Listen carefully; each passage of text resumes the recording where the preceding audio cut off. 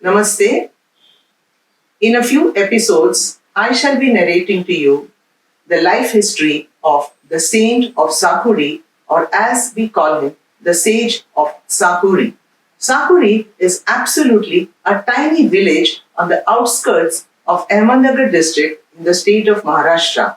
This village was absolutely unknown to the world, but the divine presence of Sri Kashinath Govind Upasani has made this town a celestial spot. This village has now a Datta Mandir also built.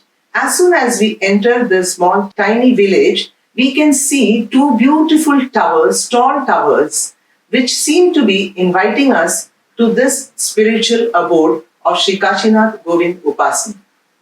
It is said that when his mother, Srimati Rukmani Bai, was pregnant, she used to visit, as usual, temples. She used to sit in the temples, do prayers, listen to bhajans, sing kirtans. And one day, suddenly, she went into a trance. And she heard some voices telling her that I will be coming to your house. I am coming to your house. I will be coming to your house. After some time, when she came back from the trance, she could not see anything. She had forgotten almost everything. And as predicted, as the divine providence, Sri Kashinath Govind Upasani was born into this family on the 15th of May 1870. His family was a family of scholars. His father, Sri Govind Upasani, was a master in astrology, and his elder brother was a Sanskrit scholar. Dear viewers, as we all know that when we are just about 4 to 5 years old, every one of us have to go to school, whether it's a village or a town. The same thing happened with Sri Kashinath Upasani. He was sent to the school. He was admitted into a school. But he was not interested in academics, mathematics, English, etc., etc. For him, life was something different. He was destined to achieve greatness. So many times it so happened that he did not attend the school. The villagers, elders in the family, what they decided, they wanted to change his wayward life. They thought that let us get him married. So at the age of 15, when he was adolescent, Sri Kashinath Govind Upasani was married. He was still not interested in this worldly affairs. For him, life was attending spiritual discourses, kirtans, bhajans, etc. But unfortunately, his wife passed away. The villagers and elders, oh my God, they did not leave him. They got hold of him and got him married for the second time, thinking that at least this time he will change his ways. He used to attend the school, he used to attend the discourses continuously, and for some time he stayed in the home also. But as I said earlier, he was not interested. He was destined to be something great. So one day, my dear viewers, what he did, he got up early in the morning and on the wall of the kitchen, he wrote that he is leaving home. He walked away from home early in the morning and he started moving from one place to another.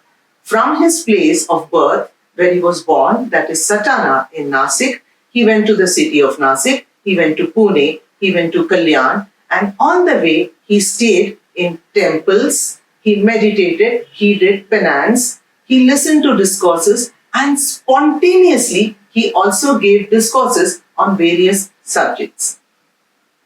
Viewers, nowadays, when you see the temples, they are situated in the cities.